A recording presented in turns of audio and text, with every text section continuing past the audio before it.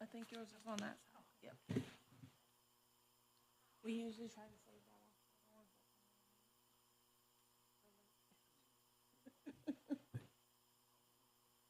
Right.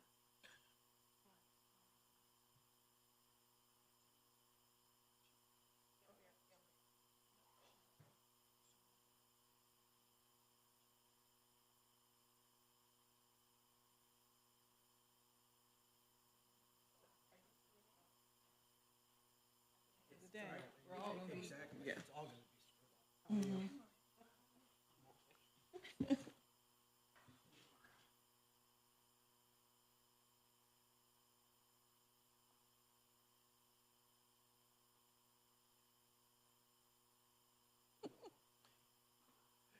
Yeah. I was like, I was like, what's the nicest? No, I was like, what's the nicest way I can say?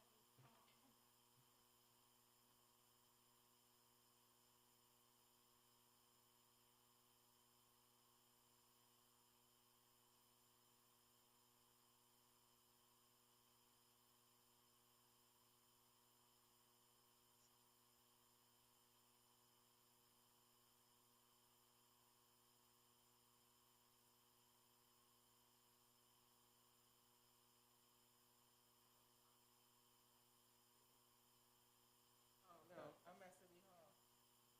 I'm almost on the citizen.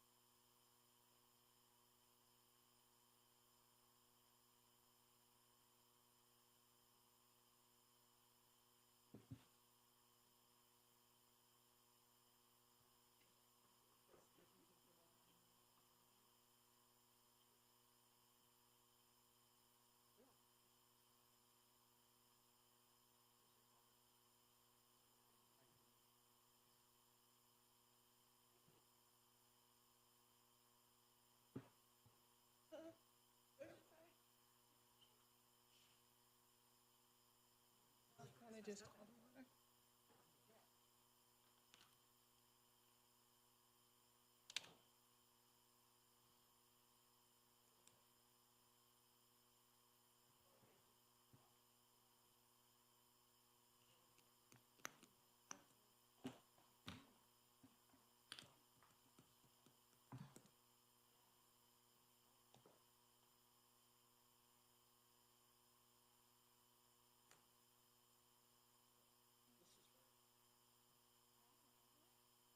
But it's just like literally like what I wanted at 4 a.m. I've like sent a message like, if I couldn't go to sleep. Oh, no, I will.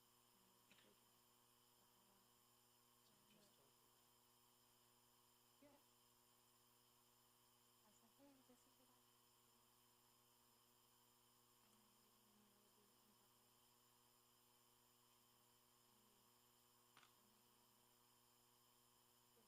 I said, hey, this is what you know what I mean, and then I showed her the processes for which. Oh, no, because I didn't.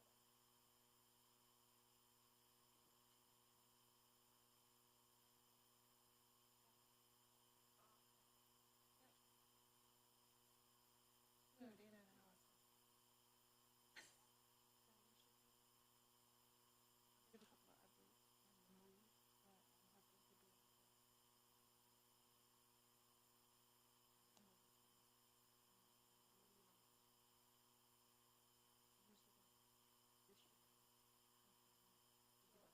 It's not like I didn't have it. You know what I mean? It's just the time to write it while still trying to do other stuff. I had like the methods. You know what I'm saying? No, no, no, not RAs, not RAs. No. So we can call the meeting to order. We just can't vote. So were you a RA or a T? No, before you became a CNA, were you a RA? RAs are not Me in about these but categories, you know what I mean, from 2017 to now. And then it'll be in kind of preparation as we get ready for budget cycle. RAs are not in the union.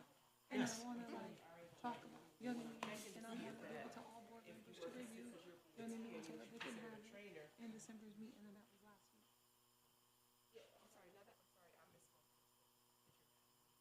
Your probation.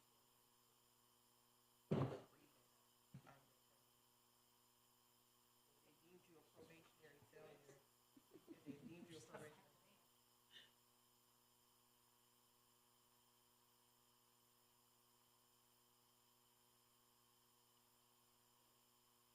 So I need you to write a statement. Because you just,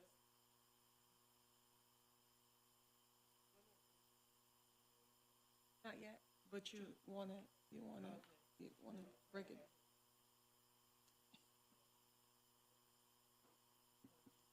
write a statement.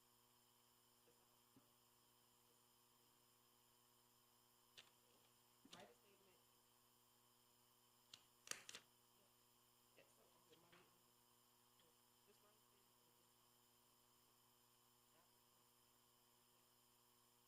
no, that's,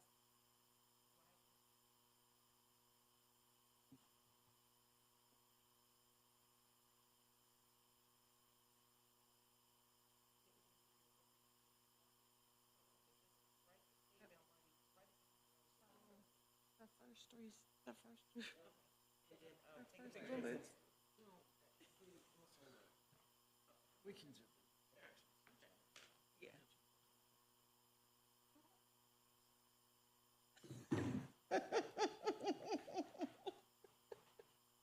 Wow, we broke them in really We well, did. Lori. Are you ready?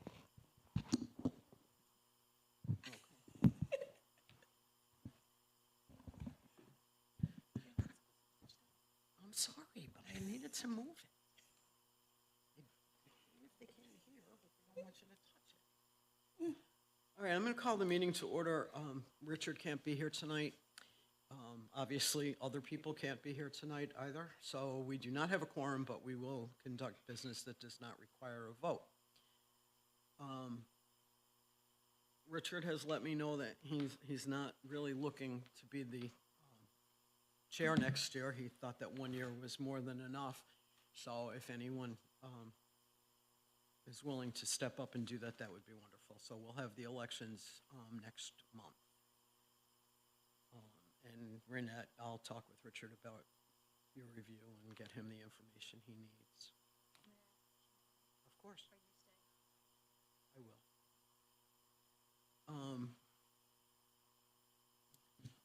I don't have any more, so I guess it's your turn. Sorry. Administrator's report, Administrator Raynette Relaford here. Sorry, I don't have my name tag. It's In a box. we'll talk about that. So in November, we received 19 cases. 9 of them were online. 4 of them came from ops, 5 came in person, and 1 by mail. So for the total year, so far, we have 77 cases. Well, that would just be for November, so we still have December. In terms of city emails, just reminding all board members that you do have a city email, and just reminding you that anything case-related, things of that nature need to be utilized with the city email, but like sending general stuff, would be your personal email. Like, I'll just remind you of the agenda and stuff, because I know that's something that you see frequently, but if I'm talking board business, I'll use the city emails, but just like agenda, it gets posted on the public, you know, the minutes get posted on public, so I don't really have to utilize your city emails for that, but everything else. So just a reminder to continue to look at your city email periodically, please. One Park Place move. So, as you know, we are currently on the 7th floor of One Park Place, but we are going to be moving to the 5th floor. We did get an update saying that the furniture and everything like that should be arriving and hopefully will be put together and things of that nature for next week. But so hopefully we will be moved into the 5th floor of One Park Place by the end of December. I mean, of course, again, we'll still be having to, unload the boxes and all of that kind of stuff, but we will be from the 5th floor, from the 7th floor to the 5th. We want the public to know that even when you come to the CRB office, you will still go to the 7th floor, get checked in by security. Security will call to us and let us know that you are there, and then we'll proceed to have you come in on the 5th floor. The 5th floor has one door, one access. It's our own suite. We will no longer be in the open floor plan. We will be in our own space. Everybody will have offices. We'll have our own conference room in there with the big TV about that size in there where we can review body-worn camera and stuff. That'll also be where we'll hold our hearings. We'll hold things of that nature right there. Right in that particular area, so that training, anything like that will be held in our own little suite unless we feel like we need to move. Speaking of training, looking for board member training, we usually do it in March because that's if anybody comes in at the end of December, we usually do it in March. And so looking to have that training right there at our new location at One Park Place, opposed to having it at $11.99, although we've been gracious for $11.99, being able to host us for so many years, but we might as well do it in the building for which we are in. So there is a big conference room in front of our old office space, which will be our old office space coming up in March. And we are able to use that, and we've already reserved it for March the 9th and the 23rd as 2 dates, just in case, but you'll get a doodle poll for you to choose which date works best. But it's either March 9th or March 23rd for that board training. We'll have guests and things of that nature. We'll also send an email around asking if there's anything specific in which you want to receive during that training. We will look to provide that, but that gives us enough time to, get those things secured. Any questions so far? Okay. In terms of office positions, we have filled our full-time office positions. In the House tonight, you will see that there is Diajane Griswold. You met her last time. She is the new legal secretary. And we have Sherelle Pace, who is our new data analysis. And you already know Anthony. Anthony's been here for a little while now. These are the full-time employees for the Citizens Review Board office right now. We still have an office space available for our investigator that we were allotted $50,000 for, but it's not a full-time position, so I just want to let everybody know that we do have full-time staff right now, but we do need to still hire for that. The 4th district appointee status.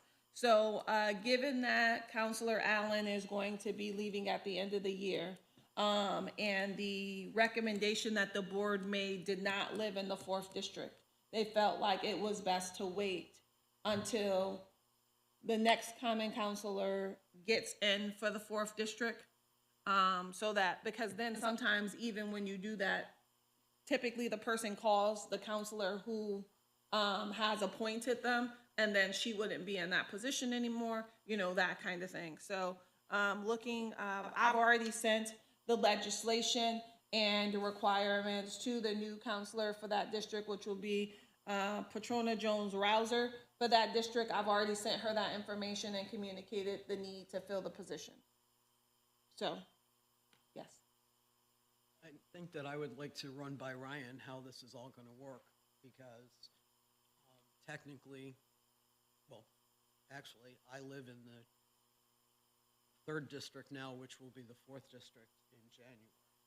And I don't know that if anyone else is in that position, and if so, how is that going to work? Will there be 2 4th districts? Will I be the 4th district, and then we need to find someone for the 3rd district? So if maybe Ryan could help figure that out. Okay, That so would be I great. will make a notation to talk to Ryan about new district map. Very sure no one took that into consideration when they redistricted. Lexipol programs, I've sent the letters to the council, to the clerk and the council, and to the mayor's office as it relates to the two programs that you voted on last month, the police one and also the Lexipol grant program. We will have to appear before the council coming up, and I'll just have to have them to create legislation so that they can allocate the funds for that, and then we should be able to move forward. Again, I've already sent those letters, and so the next, hopefully will be on the next coming council agenda as it relates to that. Is the next one the 18th? I think so. Maybe twice a month, right? Yeah, so I Okay, think, yeah, so yeah, it's so 18th. hopefully it's the 18th. If not, you know what I mean? We'll get there and then we'll be able to move forward. All right, that is all that I can technically talk about in terms of, because we don't have a quorum still, as it relates to any sort of voting. So, we will talk about Cleo again next month and see if you all will entertain a motion at that point in time for it, but that should cover all the things that I had on the agenda. Anthony, do you want to talk about community outreach, or are you all set, or? Hello, everybody. What you been up to? So it's been a bit slow lately. I think I've only attended 2 events within like the last month or so. We have a brunch coming up on the 21st with The courts. yes, with the judges. So that's something coming up. We have a Building Men's luncheon that we'll be attending. I believe that's next week. I'm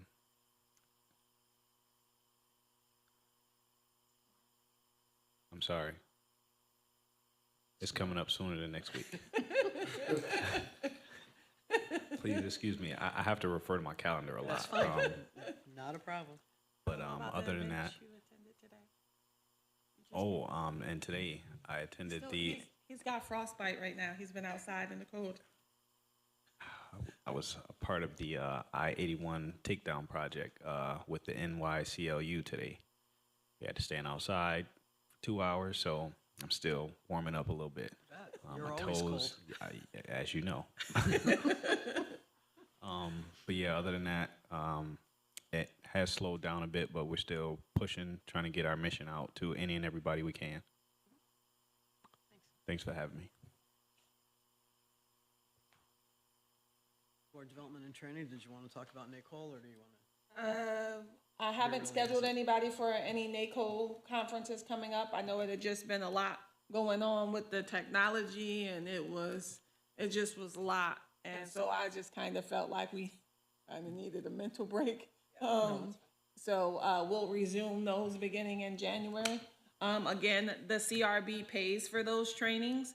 And although you don't attend them right, if you can attend them at the time that the event is coming through, you can watch the video. But again, we pay for those. And so I'm just trying to make sure we continue to stretch that budget in the way that we need to. We'll look to those coming up.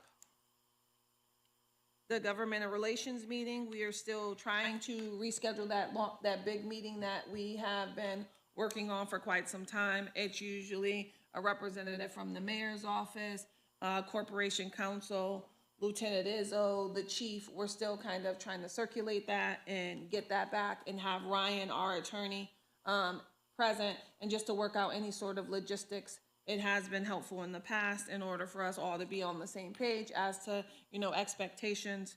And it's different than our police liaison committee meeting because it's with members of the administration and things of that nature. So that's why it's different. The police liaison committee met this week. As usual, it's always an interesting experience for us to all sit in the same room. This one was pretty good. No one lost their temper, which is always nice. So one of the issues that we talked about with the police department, due to at least one, but probably more incidents that happen at the mall. We have gotten complaints, and it turns out that they were not complaints about SPD. And it's difficult, especially when you are in a heightened awareness situation and you're getting in trouble, to figure out who's who. So we had a fairly extensive discussion on how to tell the difference between a sheriff, a trooper, an SPD, mall security supervisors. I mean, they all wear different clothes and different badges. And so one of the things that we need to work on is how do we incorporate that in our educational piece to the public. You know, they'll try, we'll try and get it all together. I mean, it's not a horrific problem, but it does exist, and if there's ways to stop it, that would be great. And the sheriff's website has a complaint form that I don't know that people knew about. So if anyone is in the process of talking to someone and they start asking about the sheriff's department, they can go online and file a complaint there. I'll just on them. confirm that when you file the complaint with the sheriff's office, I don't have, like, even when you call our office or even you file a complaint with us, we're gonna direct you to the sheriff's office, but I don't have any way of following up. So I don't have a contact over there that I can say, hey, we received this, you know, look out for this one. I don't have that, you know, looking to figure out if that's something that we need to kind of bridge a gap and see if there should be somebody that at least I can say that to without seeming as if I'm crossing some sort of boundaries. But again, in our reports, we usually take into account, you know, how many complaints we're receiving about other agencies and things of that nature, you know, how many cases we get with no jurisdiction, and it just kind of would be, you know what I mean, I guess advantageous, because many times the frustration then begins, of course they don't have something like you. And how do we get something like you? You know, that kind of thing. And usually no matter how it ends, if we aren't the entity that can assist, then we're all in a conspiracy together. And so the phone call never usually turns up quite right, even if it's not the sheriff's, if it's the Liverpool police, if it's the Sauve police, if it's any other police department that we don't have jurisdiction over. We get a earful, mouthful, whole lot. Yes.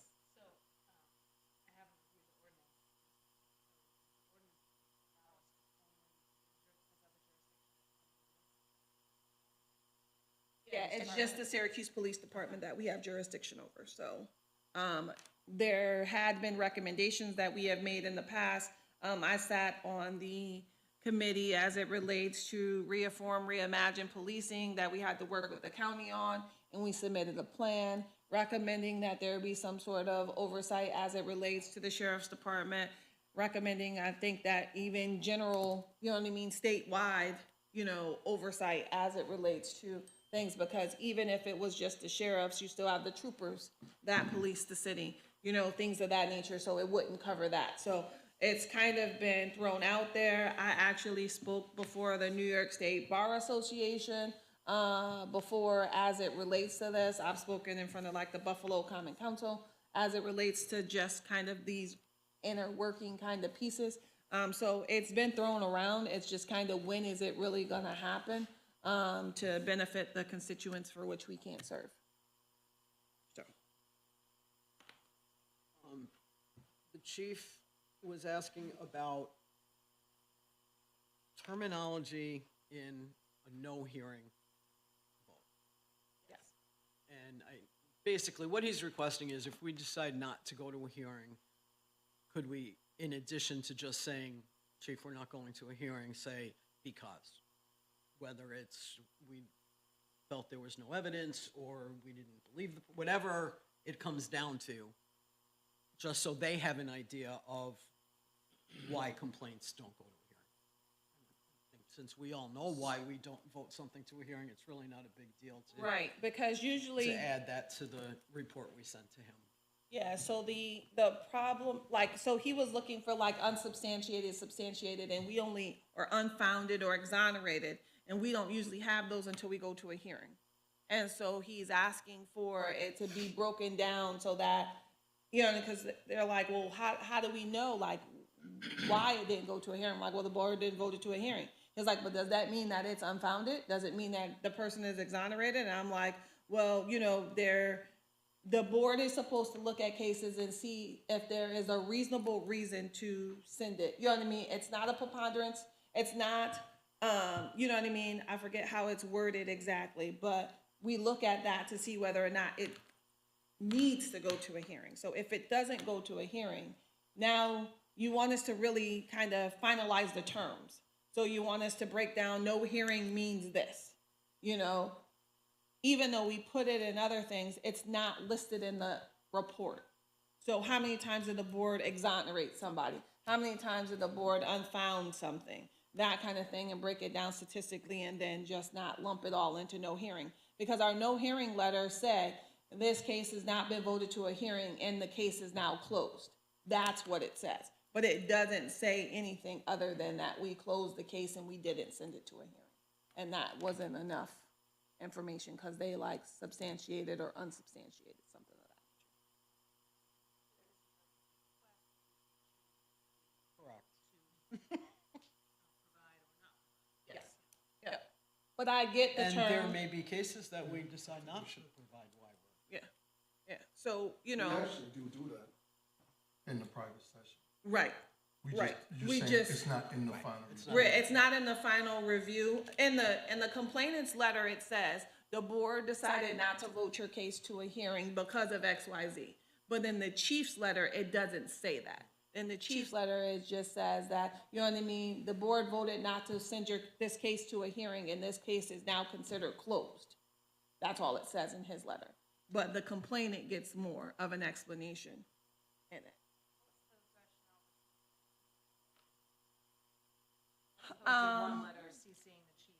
Because in the chief's letter, it usually had the officers' names.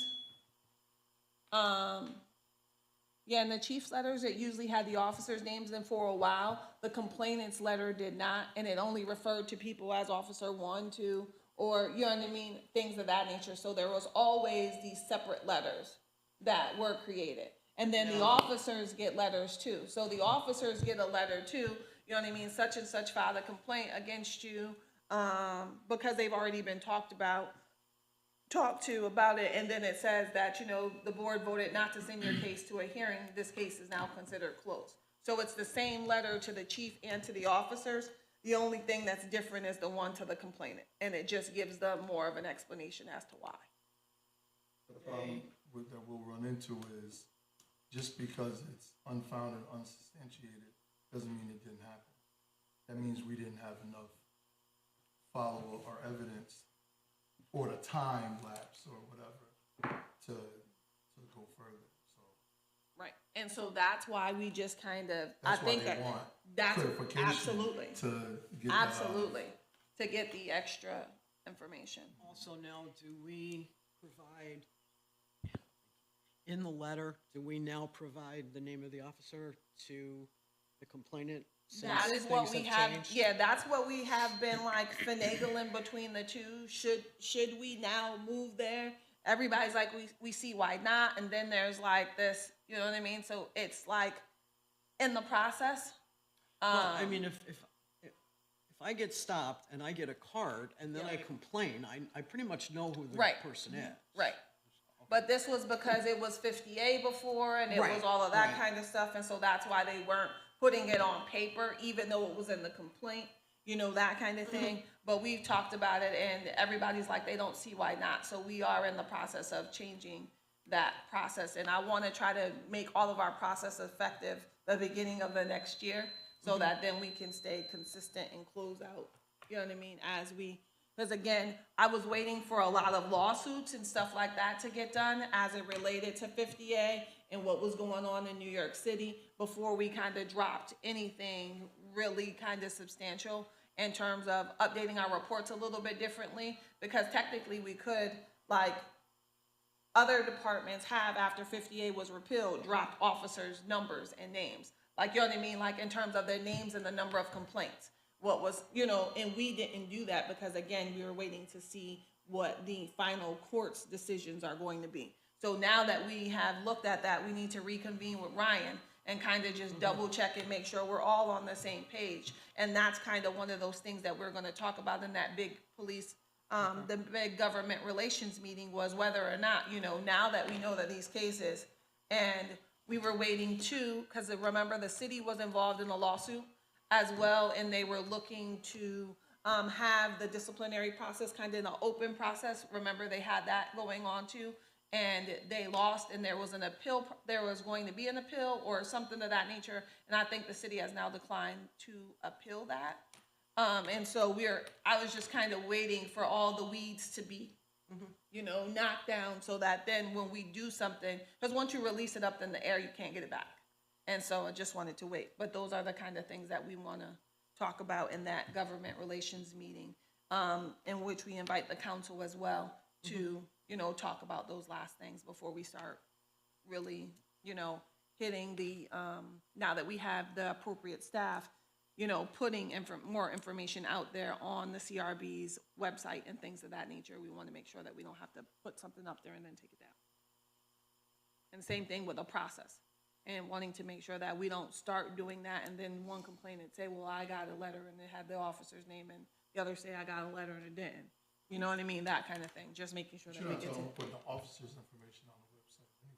No, there are people who put up once The 50. officer and the badge number and all that? No, not the badge number, just the number of complaints.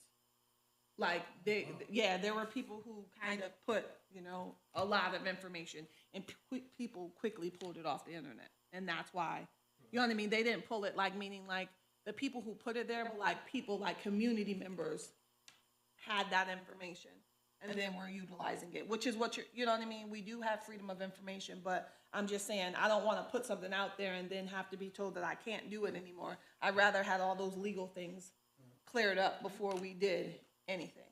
You know, if we were to have, be listing like the repeat offenders, if we were to be doing anything like that, you know, just different things that were kind of caught up with that 50A, you know, that kind of thing. We just wanted to stay clear, is what I felt was best until we saw all the things. And so we'll run that right by, we'll run all of that by Ryan and see how we go from there.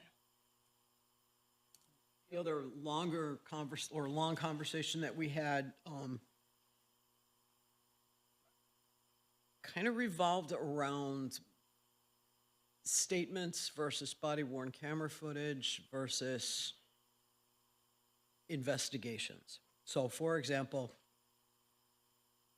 the police officer writes their report at the end of an incident, and then you look at the body-worn camera footage, and it might be a little different than, sometimes it's a lot different, but in most cases, if there's a difference, it's not a major difference. And then when ops does their investigation, they may have a different statement. So we talked about that and why that happens, and part of it is, as time goes on, you remember more about what happened. You know, when you're writing something immediately after an incident, you may forget things. The whole adrenaline rush and all that. So what we talked about was, at our training, we would like someone from SPD to come in and talk to us about those kinds of things. And because the perception, obviously, for most people, if you have a police officer who has a body-worn camera footage and a written statement, and then the ops investigation, and there's three different things, or this wasn't here and this wasn't here, it gives the perception of someone not telling the truth. And that is not necessarily the case.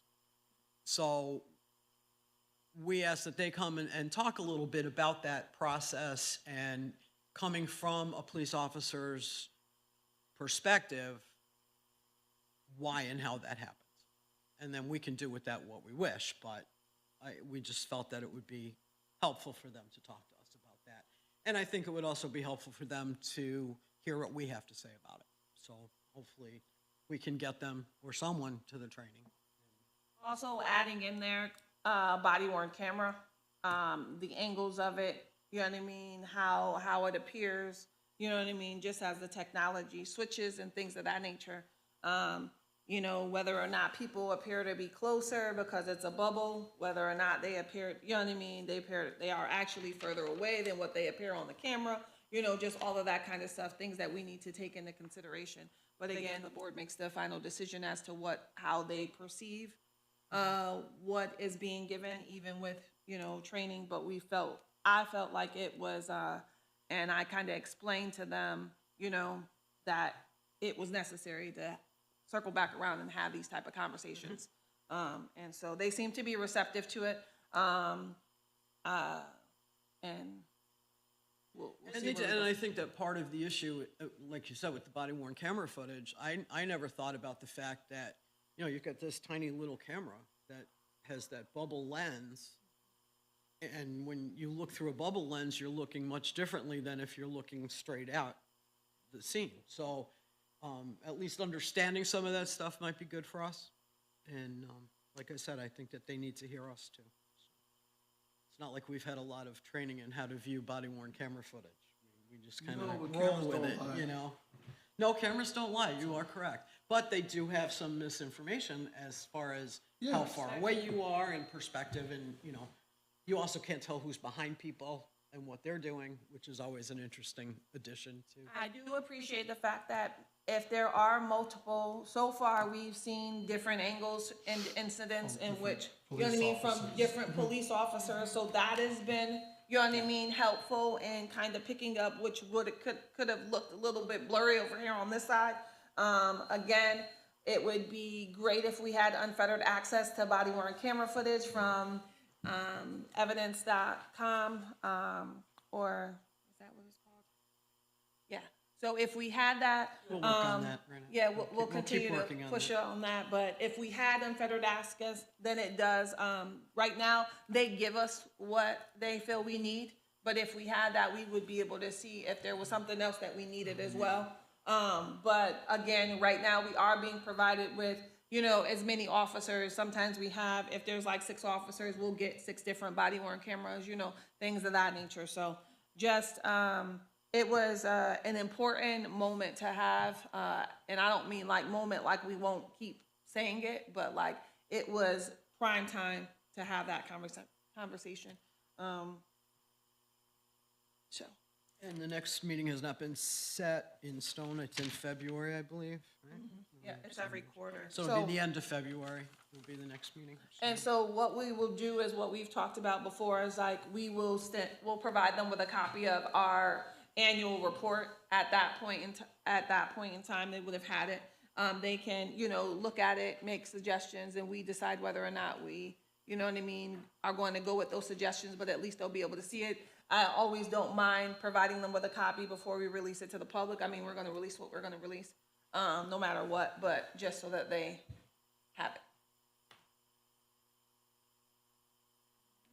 I don't see any community organizations here. Staff, you have anything you want to say tonight? Okay, Need a motion to I guess we're done. Thank you, everyone. Thank you. Have a very happy whatever holiday you celebrate. Or not. Thank you. Thank you.